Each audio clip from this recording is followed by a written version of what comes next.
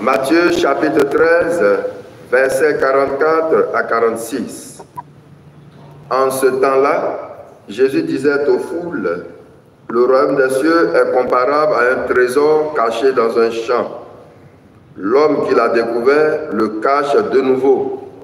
Dans sa joie, il va vendre tout ce qu'il possède et il achète le champ. » Ou encore, le royaume des cieux est comparable à un négociant qui recherche des perles fines.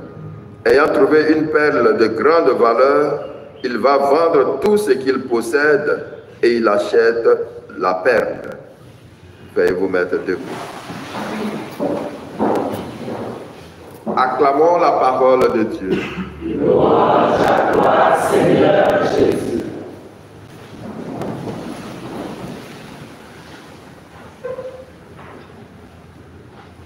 Chers frères et sœurs, nous allons nous attarder sur cette part de l'évangile que nous avons entendue.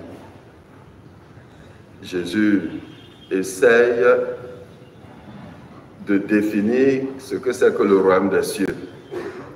Avec des mots humains, c'est compliqué, c'est difficile. On ne peut pas expliquer ce qui concerne le ciel avec des mots humains.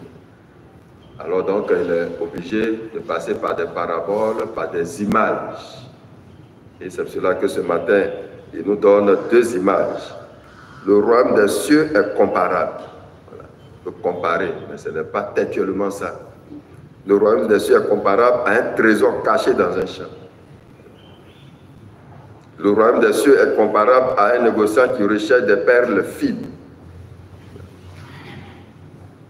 Et ce qui est intéressant ici, c'est que pour avoir ce trésor, pour avoir cette perle fine de grande valeur, on est capable de tout vendre, de tout laisser. Voilà la recherche de ce trésor ou de cette perle fine. Ça veut dire que devant ce trésor, devant cette perle, il n'y a rien d'autre qui a plus de valeur.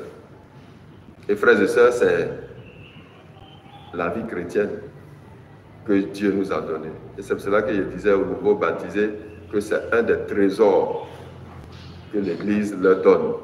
Est-ce qu'ils pourront entretenir? Parce que pour les chrétiens, ce qui est un trésor, ce sont les sacrements que le Seigneur donne. Et donc, cela veut dire, c'est la vie éternelle que le Seigneur a amorcée en nous donnant ces sacrements-là. Donc, devant ce fait-là, qu'est-ce qui est plus important? Et c'est pour cela que pour le chrétien, le trésor, son trésor c'est Dieu, il n'y a rien d'autre. Le trésor c'est Dieu. Voilà.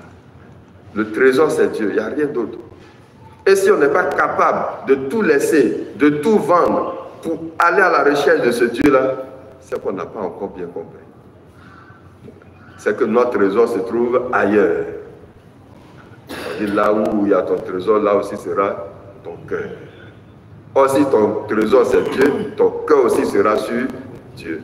Et donc, du coup, rien n'est plus important pour toi, ou rien ne sera plus important pour toi si ce n'est Dieu et Dieu seul. Et c'est ce que le saint que nous célébrons ce matin a fait.